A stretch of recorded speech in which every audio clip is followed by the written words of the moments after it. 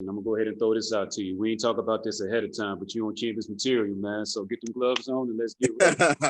If I told you tomorrow, from this point on, you can only take 4 albums, regardless of genre, and those will be the 4 albums that you will ride with from now until you get up out the paint. What are your top 4 albums that means the most to you and why?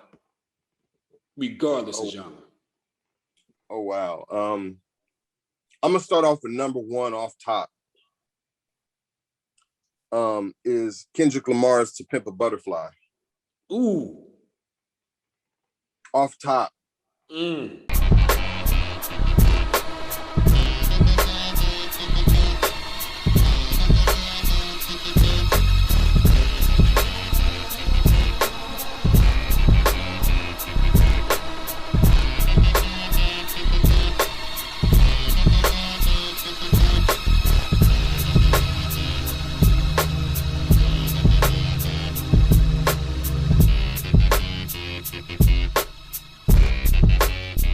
What's going on, everybody? My name is Shawn Vaughn, and this is Champions Material. As always, glad to be here. Joining me today, I've admired this brother from afar for a long time now, man. He's about as creative of a person as you'll find. His latest project, designing and making his very own shoes. And I mean that literally. We're going to get into that and much more. Everybody, welcome to Champions Material. Arian Marshall, aka AO Artistic Output. What's going on, man? Welcome, brother. What's going on, good brother? How you doing? Maintaining, man. Maintaining, man. Appreciate you coming through. Let's go ahead and get right to it. Yes, All right, so sir. we're gonna start out with this shoe game. The primary reason why I finally said, okay, I gotta get out to you, man, and we gotta put this on the mic. Now, me, I enjoy my quality shoes. I'm definitely a retro guy, particularly with Jordan. So it was a while ago now when I was looking back and I saw that you put out some creative shoe designs. And I'm talking men's and women's. Mm-hmm. Then you went beyond that. You invested in a 3D printer. You invested in yourself. And now you started making your very own shoes, man. So look, let the people know, let me know. First of all, how did you even think of something like that? And where you at with that process now, what you've learned, and where you looking to go with this thing, man? So I'm a creator all the way around. So from music to graphic design, just art in general. And so with this whole project, it was something where I thought about, I'm spending all this money on Jordans and shoes, trying to get them on a sneaker app, and I wasn't getting the ones that I wanted.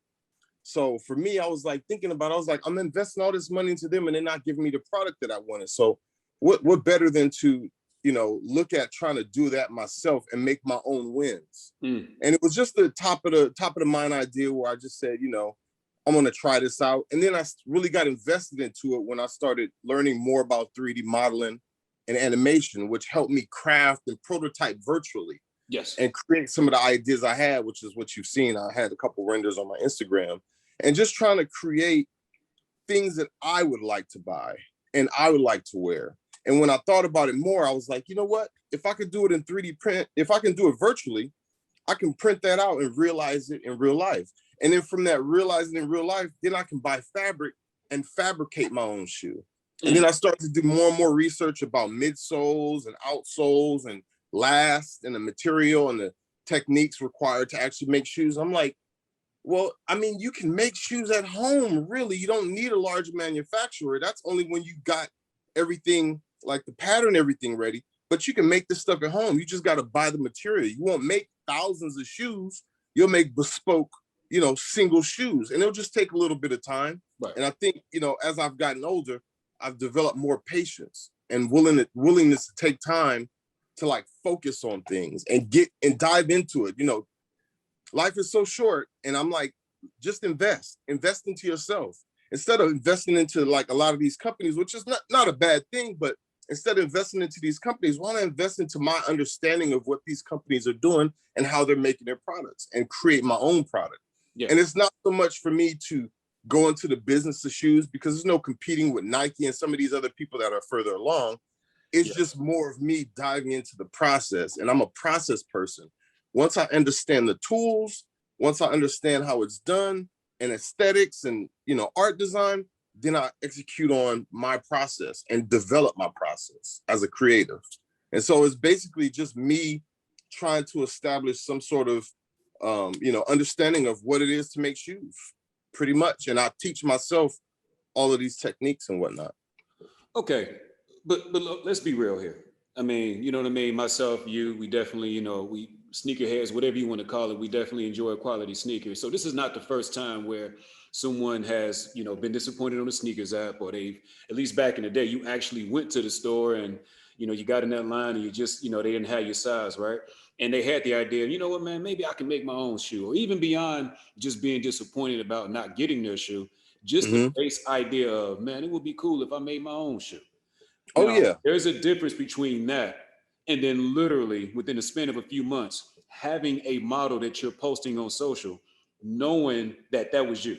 That it is. So my point is, it's got to be when you said patience, and I'm glad you highlighted that, Mm-hmm. because it can't be easy learning everything you need to learn from a design standpoint, and then learning what you need to learn in order to actually print models, make shoes. So Mm-hmm. for those who may be listening to this and they'll go, okay, you know what, man, if this brother can do it, I can do it. What would be your advice to them as far as don't get discouraged? These are the key things that you'll need to focus on in order for this to even be in reality. For the most part, it's more of an exploration type thing. Finding tools that fit the way your mind works, because tools are made in a way where there's a standard, and a lot of things are made based on a standard, and not everybody is is programmed with that standard. So learning something that's very foreign, which is that standard to them, Right. is a little bit more difficult. But if you find tools that you can work with and you have a better understanding of how they work, then it makes the whole process easier for you to dive into, because now you're reaching for things that you automatically click into, as opposed to trying to go against the grain and learn something that you're not really comfortable with. Right. So it's finding the tools that you're comfortable with and then expanding on those tools, getting as deep as you can into those tools and understanding like a lot of the facets and all the tools and the features and functions of those tools to really expand your understanding, because it paints a bigger picture. Imagine you have a canvas where there's nothing on it, and you pick up a tool and you do a couple things, and then that makes you think, oh, well, maybe what if I try this? And then as you do that often, your picture starts to form.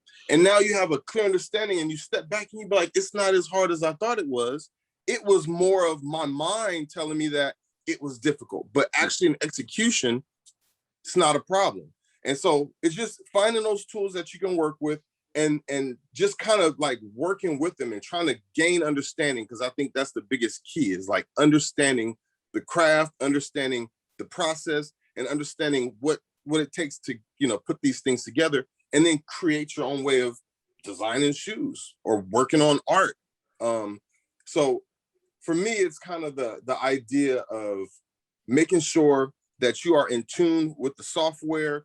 You are paying attention to life a little differently and looking at things differently, because you need a more open view of things to understand what you're trying to do. And so that's pretty much it in a nutshell. I appreciate the breakdown, and you really got into it. But there was one takeaway I got from that, which is this: sometimes the biggest thing that gets in your way is yourself. I've been Mm-hmm. guilty of it at various points in my life, where you're doubting yourself before you even start. Mm-hmm. Don't Mm-hmm. be afraid to fail. You're going to fail when you any new endeavor that you choose to pursue. You're not supposed to know everything, so don't go into it feeling Right. like it's not for you, or you are not able to do this or not able to achieve that. If Mm-hmm. you hit a couple of stumbling blocks, you got to stay with it. That was my big takeaway of what you just said, man. I appreciate you throwing that out for myself and the people out there. For Um, sure.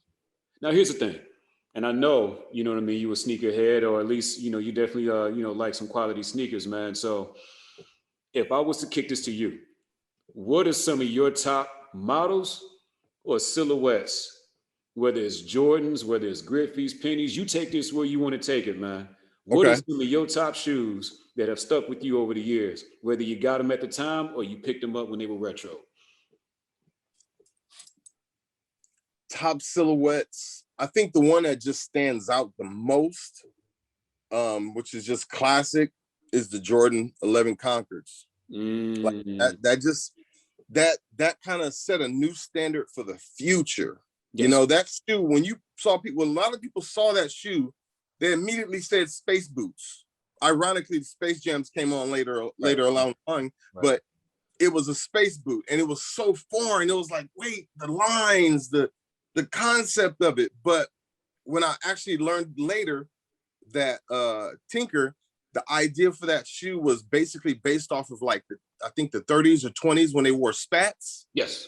The shoe covers, that blew me away. I'm like, he took something so retro and made it futuristic, and we got the 11, and that's just a solid design. Like, man, with the carbon fiber plate, the patent leather, man, that says it all. And that kind of was one of the shoes that made me think, like, man, if I can make a shoe like that, that's the thought, you know, the lingering thought. If I can make a shoe like that, and so that's kind of like some dormant energy that I had that just kind of in the background.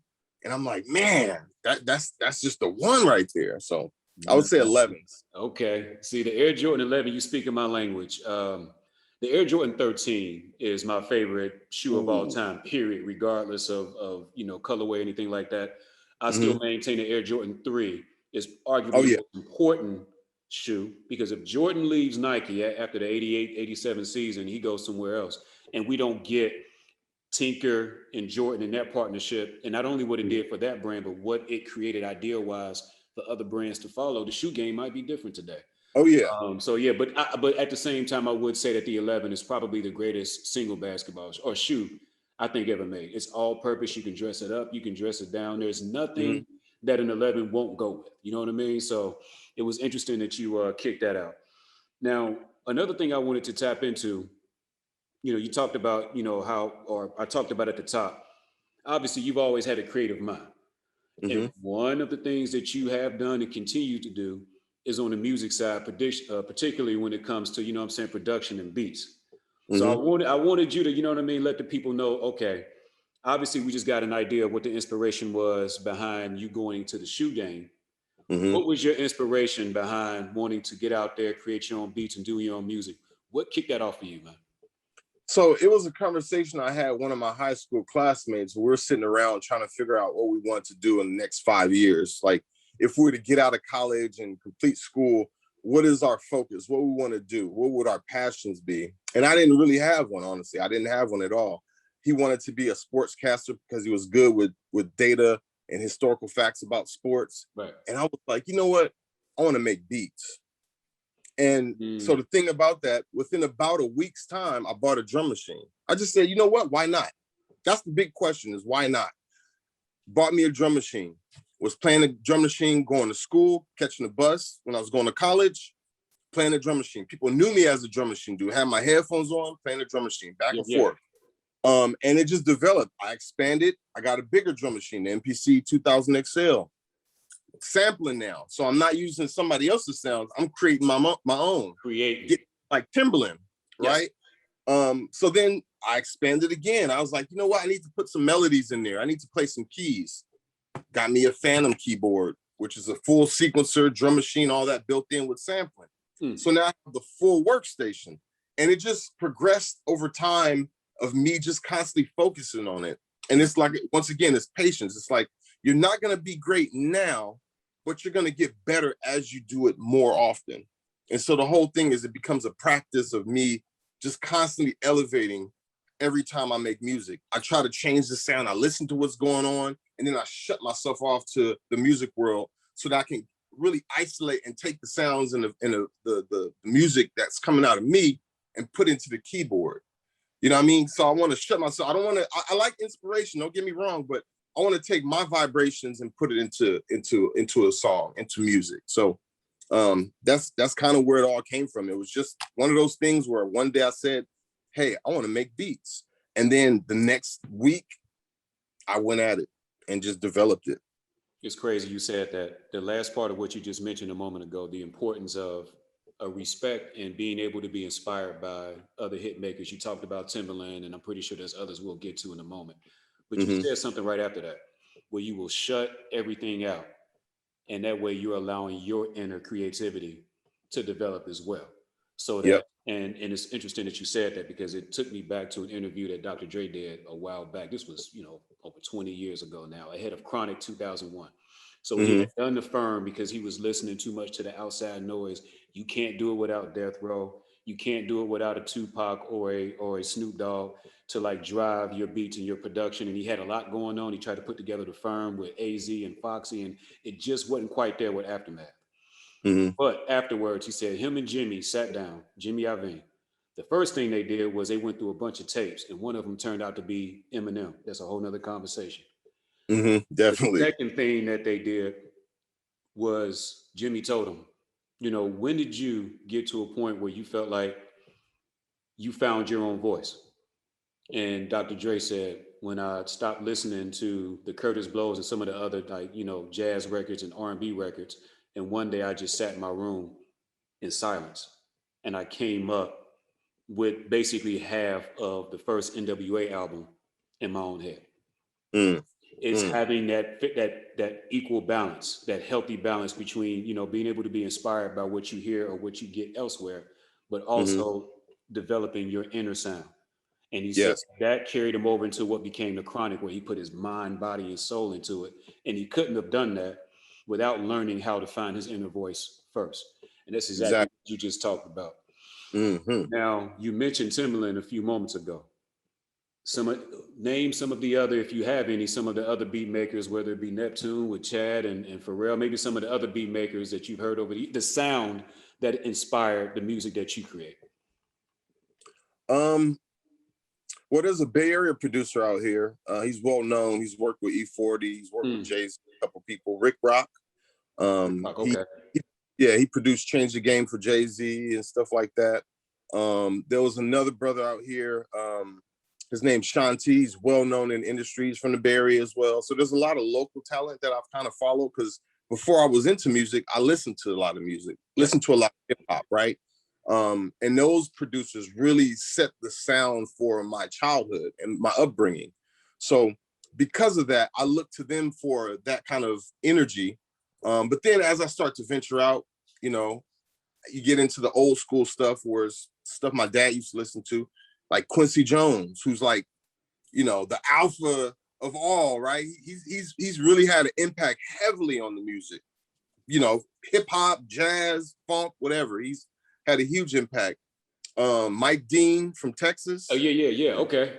he produced a lot of heavy hits Yeah. for Travis Scott mainly, Kanye West, and of course Dr. Dre. So there's a there's a there's a lot of these like legendary producers that I look to, and that have given me like the energy, because you got the Bay Area had the hyphy movement, you got LA has their movement, you got the East Coast has their movement, and then their lyricism is tied to their movement. Like, so all of that kind of made my sound what it is, just all the inspiration I get from music sonically. Makes a Oh, lot of one sense. more is Battle Cat. He's from LA. LA. Big, heavy funk, heavy vibe music, like Parliament sounding. Yeah, Mm, that is another one.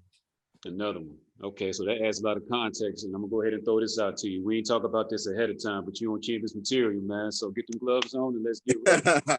If I told you tomorrow, from this point on, you can only take 4 albums, regardless of genre, and those will be the 4 albums that you will ride with from now until you get up out the paint. What are your top 4 albums that means the most to you, and why? Regardless of oh, genre. oh wow. I'm gonna start off with number one off top. Is Kendrick Lamar's "To Pimp a Butterfly." Ooh. Off top. Mm. Would you That, consider that that his best, or the one that meant I the most to can't you? say I can't say that's his best. I think that's the one that made me pay attention heavily to his movement, because he's still growing. That was his what, second or third album. Third album. He has more to grow. He has exponential growth, right? So that one was really something for that. Since we lost Tupac, we lost Biggie. We don't have so much of those mentoring type leaders in the hip hop game. Right. I think because he was a student of them, he pulled in some of that energy and he put out the energy that they gave. Absolutely. In a modern way. And I think by telling the stories that he did in the way that he did, there's such a connection I find with it. To me, that was, I'm gonna tell the truth, that was the biggest album for me over the past 10 years. So would you so could it be argued, and from your perspective, that may have been your album of the decade of the 2010s, Pimp a Butterfly? Yeah, that is my album. From front to back. Energy, the music, the emotion, the stories, the concepts, the lyricism, the vocal effects, the bass lines, that it I don't know. It was just, it's unexplainable. I heard that album and I just played on repeat for months, or maybe years. It's like, that is my top album. I'm gonna tell you. So that's number one. I know that was a long one, but no. You take your time, brother, especially if you're gonna put that one out there, man. Absolutely. Yeah, that was number one. Okay. Number two, this is not even on hip hop. Because there's a certain artist that I find that has a like a bittersweet tone, and what they sing about is very like, if you're into that kind of music, it's very like meditative. Okay. And I would have to say that's Sade's Lover's Rock.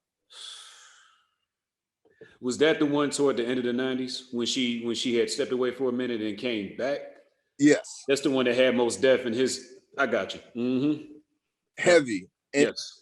Heavy. The videos, the art style, her voice, the music, Fatback was killing it. Yes. Like that's I like moods. When it comes to music, really, I like a mood. Give me a mood, give me a vibe, give me a audible experience. And Sade's music, when you put your head, because I rock headphones. I like speakers, but headphones, you're in the music. I like to be in that space between left and right.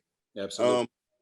And that, just the environment, the textures, that's number two. That's number two. Let me see another album. All right, this is gonna come back to hip hop. And I like it because of the energy and the perspective of where it's coming from. It's Scarface is deeply rooted. Wow. Arguably the most underrated. He's in the conversation when you say underrated MCs that we have had ever, not just in an era, not just in a region, ever.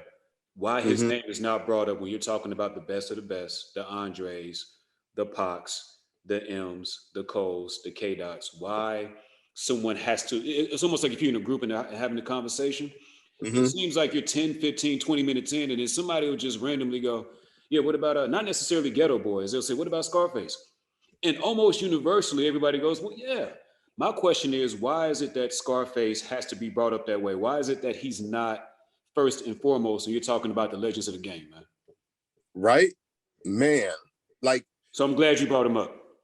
Yeah, he's heavy. He has a very like he's almost like he's an OG, right? He raps as an OG. He raps about like telling stories of what happens when certain things are done.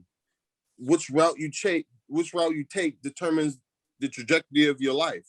You know, like he tells you stories of what you should do, what you shouldn't do, and what you might do and what might happen to you. So I love that. I love when somebody can tell me something and you understand that he's speaking on a reality that a lot of people don't know about, but he's talking to a certain group and saying, hey, make these choices, but be careful because you got to stand on your choices. Absolutely. And I love that. I love that sense of like, you know, almost like caution, you know, because it like listening to that helps me think in my own personal world choices that I make and things that I want to do and what's the right choice. So it's almost like, you know, like a musical father in a sense where it's telling, hey, you might not want to do that. So that's another thing. That's like a guiding light, you know. Scarface. So who else would I say? This is another hip hop one. Busta Rhymes Genesis. Okay, over ELE. No, I guess the first one now because he dropped the second one last year. But Genesis Yeah, over yeah. ELE. Okay, all right. And it's because of it was like some intergalactic, soulful, creative, rah rampage slap. Like, Yes. man, that like Busta Rhymes is very animated, and he's able to bounce into spaces between notes and has this like this texture that fits. Mm-hmm. You know, he can go deep and go low, or he can go high. Like he has actually had songs where he goes both ways, right? Yeah, yeah. In that sense. And you know what I'm saying? That album, whoo, he got some fire on there. Production wise, lyric wise, like tone, future sound. Man, yeah. So yeah, Genesis is one of them ones. Definitely Genesis. You know what a common theme is? As I'm listening to not only those artists, but those very unique albums that you pick, because you didn't do, I call it chalk talk albums, where it's like, oh, well, that's obvious. You went with albums that give you all purpose vibes and it gives you an all purpose flow throughout. You Mm-hmm. went to 4 albums, and I hadn't listened to that Sade in a while, but trust me, I know, remember enough. I call them unskippable. You don't need to skip Yeah. them. Put it in there and press play and just go about your business. Go ahead and keep it moving, and Yep. let that project take care of the rest, man. That's a common theme, man. One last thing before I take it to this direction I'm going to go in. We just talking about Scarface a few moments ago. In your opinion, and this is actually a prelude to an episode we'll be doing in the near future. Underrated, overrated, properly rated. If you take everything into account with Busta Rhymes, catalog, flow, however you want to, whatever your metric is Mm-hmm. Bust, is he overrated, underrated, or properly rated in your view?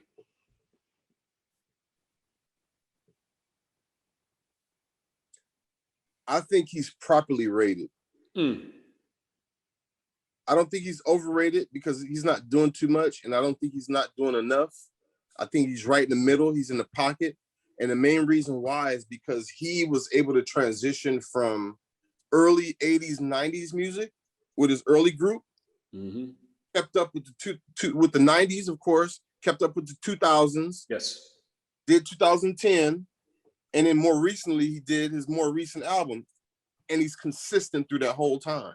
Right. So when you're generational hip hop and you can continuously still sell albums and still make a mark, I mean, Jay-Z's done it too, maybe not in the same way, but if you can do that on a creative level and consistently change and evolve as time goes on, you know, through that timeline, you're right on pace. You're right on pace. Right.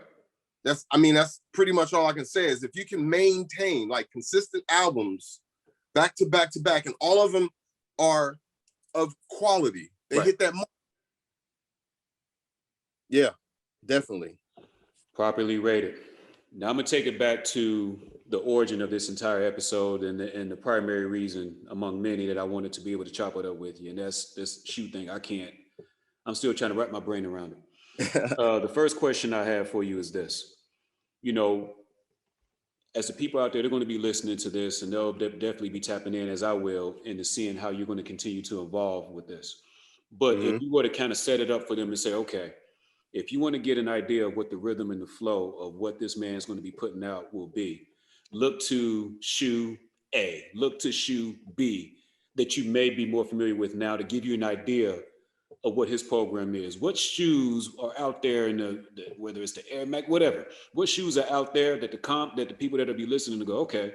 So if I'm with that shoe, it gives me an idea of where AO is going with his.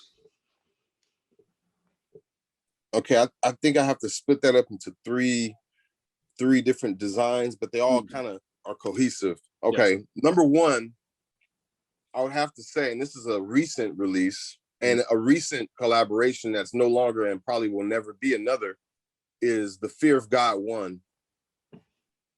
Ooh. Now, if you think about it, there hasn't been that type of release that you can wear. It's not just a release, man. That's such a unique shoe, man. Yeah, and I got a pair. I was able to get a pair, and I got it for retail. Fear of God 1 Yeah. And that whole line actually, like Fear Got One, Fear Got Raised, the Shoot Around. I didn't get all those, but I got a couple of them. But that Fear Got One, that silhouette, that design, that very clean aesthetic. I mean, bruh, that just set it off. And when I saw for the first time, it was a Air Max 180. That was a smooth, solid piece. It wasn't like you didn't see the bubbles. All you saw was a solid gel that went all the way around the bottom of the shoe, that cupped the shoe. I was like, oh, this is next level. This is like future. So I would say that one, that's a huge inspiration. And then Mr. West, he actually, when he dropped his 750 boost, okay, that is another future looking shoe that you have never seen. I mean, you've seen it in the Yeezys and the Yeezy 1s, Yeezy 2s, that silhouette is there, it's present. But the Yeezy 750 boost, like, that's another one. It's not, I don't look at that as a sneaker. I look at that as like a shoe of the future, and it really set a standard for how modern sneaker design is starting to develop. Yes. Everything is a mesh. Everything is a knit. It's about comfort and casual wear. It's not about performance. And that, even though it has boost, it's comfort based. It's not performance. And that shoe just, especially the black ones, oh, man. So I'm heavy into like things that haven't been done before. I love like new silhouettes. I love new designs. I love, because it allows me to say, well, you can do that. Oh, so how can I, like in my head, how would I conceptualize a new shoe, right? So yeah, those two shoes, and I think one is just the ultimate all-time classic. I think everybody growing up in the 80s, they watched this movie. It set a standard. They're selling for like 80K. I gotta say the Nike Mags, brother. I knew where you was going.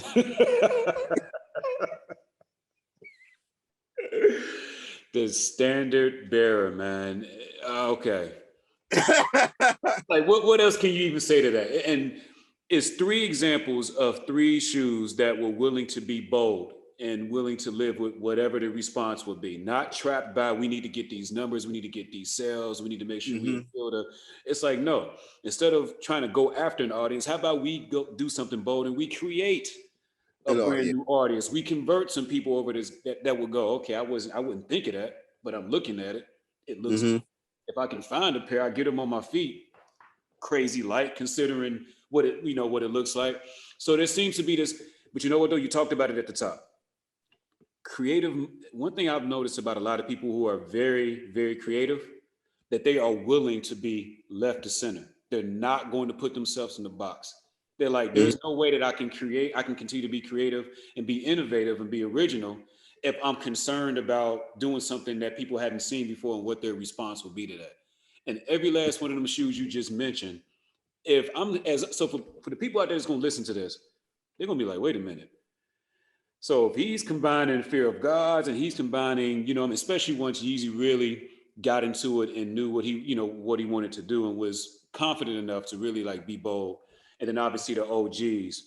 If where this brother is going with what he wants to do is inspired by that, when and where can I find what he's going to put out? And listen, I understand at this moment, this is a project and you're just getting started. But the reason why I honestly wanted to do this now, I'm just being straight up and I'm going off the layout for a minute, Arian. Because when you see something that's different, you don't need to see a lot of it. When you see something where you know that there's potential there, you don't need a huge sample size. When you were willing to put those early designs out on social, I liked it because I didn't immediately think of another shoe. That stood out to me. I didn't immediately go, okay, well, that's just like this. Or that reminds me so much of that. I was like, okay, I don't know what this is and I don't know exactly where this is going.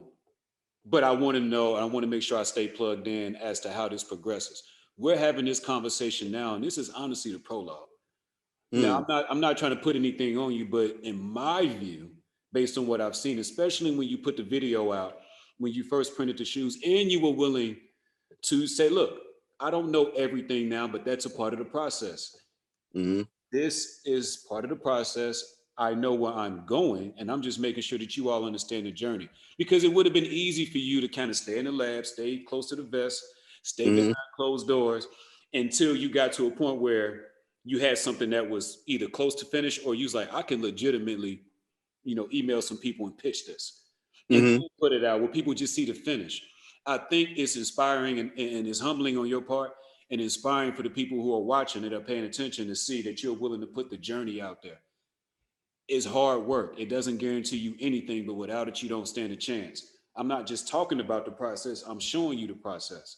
And Mm-hmm. I'm willing to get that feedback because I know having the perspective other than my own can also be helpful.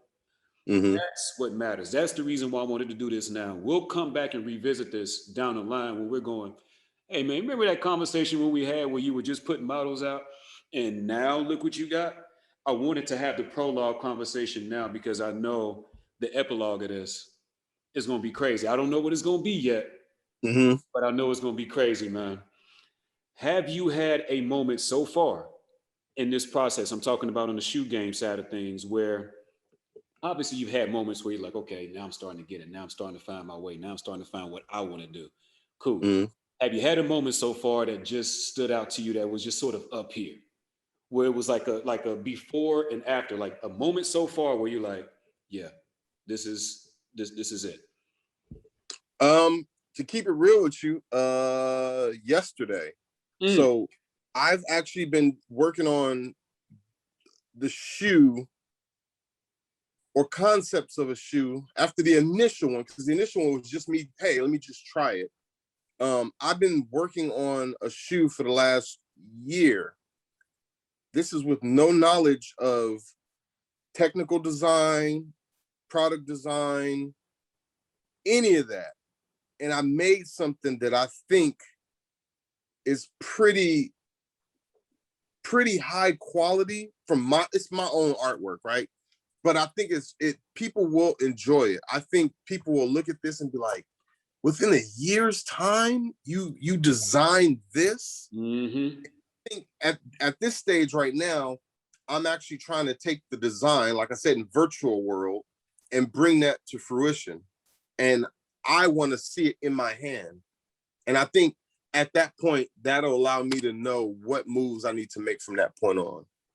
And I'm looking at it right now. It's on the screen. You can't see, but the design that I have is kind of one of the directions that I want to go, and I'm 100% satisfied with it. Like 100% satisfied with what it represents, what it encapsulates as far as my understanding of shoe design and color blocking and silhouettes and midsoles, and it kind of takes all of my understanding as well as a year's time of development, and I've created virtually what I think is my kick. I won't say it's my only kick, but it's the one that's hopefully gonna jumpstart my evolution in this field of creation. In 1985, and again, even though the three is the most important shoe, the game changer internally for Nike and Michael Jeffrey Jordan was the Air Jordan 1. Mm. So one day, and it's going to be sooner than later. And again, I'm not trying to throw too much on you, but again, I've seen what I've seen, so I'm gonna say what I'm gonna say. One day, we'll look back and we'll go, the AO1 may not be the most important. The AO1 may not be, the most iconic, a la Air Jordan 11, but the AO1 is going to be where you knew I'm putting my hand in the dirt. This is going to be the genesis of everything that you're going to see. And y'all just, take this ride with me, man, and we'll go where we go. It's that Definitely. type of mindset. And mind you, you're doing this in the midst of a pandemic. So when you Mm. have every reason to shut down, literally and figuratively, you purposely made the choice to go in the opposite direction. That's speaks a lot, you know what I mean, to the type of character, type of man you are. And I've told you, we talked about it a little bit before we came on. We on opposite coast. We haven't, had a chance to chop it up as too often. I mean, we're all busy. We're all handling our business out here. But here are Mm-hmm. things, that I do know. I've spoke with a mutual friend of ours, Trevor. Shout out to T Nigma, Enigmas Unchained. Check them out. Mm-hmm. I've spoken with him on a couple of occasions, not often, but he's talked about how, without wanting any type of like, credit or like being out there, how you just behind the scenes always, supported the ideas that he's trying to cook up, and how you've always been able to offer honest, authentic feedback, and you would do it in a timely fashion when he needed to hear stuff like that. Mm-hmm. That speaks to that says a lot. I'm in season 2 of Champions Material. It's not that you just, you coming through and telling, letting everybody know what you got going on. It's the feedback and it's the support of what I've been looking to build here when I didn't know what I was doing, when I wasn't sure if what I was doing was working, when I wasn't in the space to know, okay, this is an idea that I have, but where are my strengths, where are my weaknesses, how do I continue to grow and build? And I would put a post out there. I would get comment and feedback from you, and it was times like that that it was reassuring. Okay, because sometimes you could be too close to the forest to see the trees, if that makes any sense. Mm-hmm. You think, okay, everything is on point, but when you step back, it's good to get perspectives from elsewhere that either reaffirm what you're doing or tell you that you need to dot an I and cross a T, here and there, make a haircut here and there. And it's all about improving, and it's all about building. It's all about us building each other. I wanted to have you on here because what you're doing is special, but because I've heard enough from key people that I can trust to know what type of man you are. So I definitely appreciate you coming through Champions Material, man. I had to throw that out to you. For sure, man. You know what? I want to be, honestly, I want to be what I didn't have as far as I wouldn't say a big brother, but like a mentor.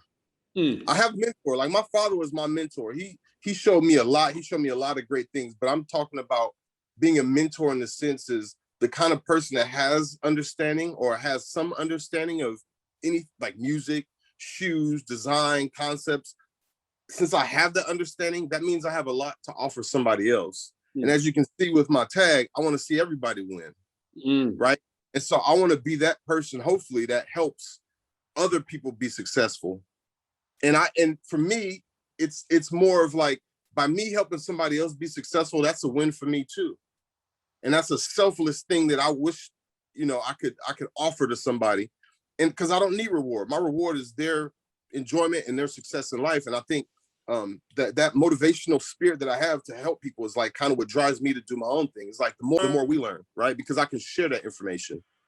So basically, I want to be that person to help people succeed in my way, in a creative way, or in a, ideative, conceptual way. Let me help you think about things a little different or see things differently. Part of my journey is helping other people be creative.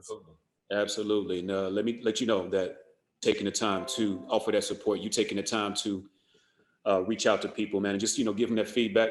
It matters. It always has, and it always will. Um, Before we get up out of here, let the people know where they can find AO, aka Arian Marshall, aka Damn You Ugly, everything that's tied to your projects that you're working on, man. Let the people know where they can find you.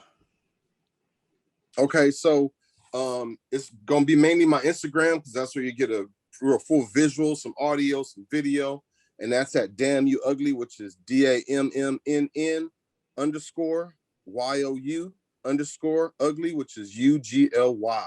And I'm on Instagram, and I'm gonna post my, it's gonna be like my pseudo vlog of my adventures in creation. It always has been. If you like look at the previous posts, it's always me being creative or seeing perspectives and just offering my viewpoint of things. And you can follow me there. And there's hopefully some more great things to come. And I'm just working, man. Just trying to stay motivated and active. More great things to come. This brother is cooking. Make sure you get you a plate. I am Shawn Vaughn. That is Arian Marshall, aka AO Output, and this is Champions Material. You can find Champions Material on IG, Facebook, Twitter, and the videos, and this will certainly be one of them, you will find on the Champions Material YouTube channel. And I'm going to say this now, and I say it on every episode. Never forget, whoever you want to be and whatever you want to be, always be the champion of it. That material. Stay tuned. We'll be back sooner than later with our next episode. But for now, myself, AR Artistic Output, we're done.